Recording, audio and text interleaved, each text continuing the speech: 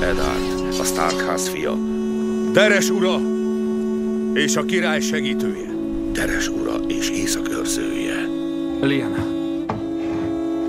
Mi a becsület egy asszony szerelméhez képest? Muszáj volt egy ilyen sivárhelyre temetned. Mi a kötelesség ahhoz képest, hogy egy újszülött fiút tartasz a karodban? Egy dombon kellene pihennie, a nappal és a felhőkkel maga felett. A fivéred mosolyához. Nem álom vagyok. Stark vagy Teresből. Ismered a szavainkat. Hol van a húgom? Közeleg a tét. Vigyáznunk kell egymásra. Megbízlak, hogy vidd el a király igazságát a hamis lovagnak, Gregor Clegane-nek, és mindazoknak, akik osztoztak bűneiben. Megvádolom. Öljétek meg mindent! Parancsolom! Megszégyenítem. Megfosztom minden rangjától és címétől, birtokától és vagyonától, és halálra ítélem.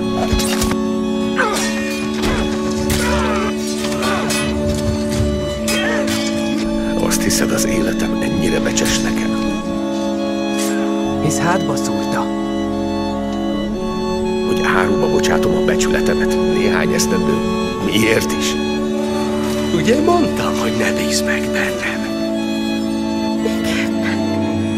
Arya! Azt hiszed, a becsület tartja őket össze? Azt hiszed, a becsület őrzi meg a békét? A félelem! A félelem és a vér! Úgy nem vagy jobb az őrült királynál. Vigyázz, Ned! Most már vigyázz! Háború lesz, Ned. Nem tudod mikor és hogy ki lesz az ellenség. De közeleg. Igenis volt választásod. És te választottál. Győzzétek meg ezt a becsületes bolondot! Egy áruló suttogását tárod elég. A világ másik végéből, mint valóság. Követtelek a háborút. Kétszer. Kétség nélkül. Gondolkodás nélkül. De ebben most nem követlek.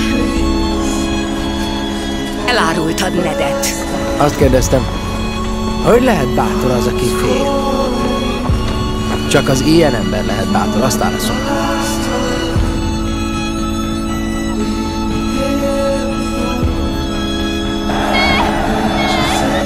Örülnék, ha pengével a kezedben halnám. Gomériások közt nőttél fel. Gyakorolj tovább, Bran. Engem katonák neveltek.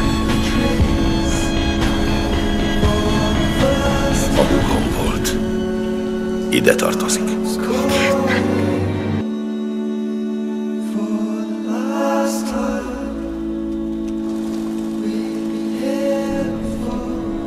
Arra tanítottak, hogyan kell meghalni. Na és a leányod élete, uram? Mennyire becses neked? Igen, meg. Ígérem.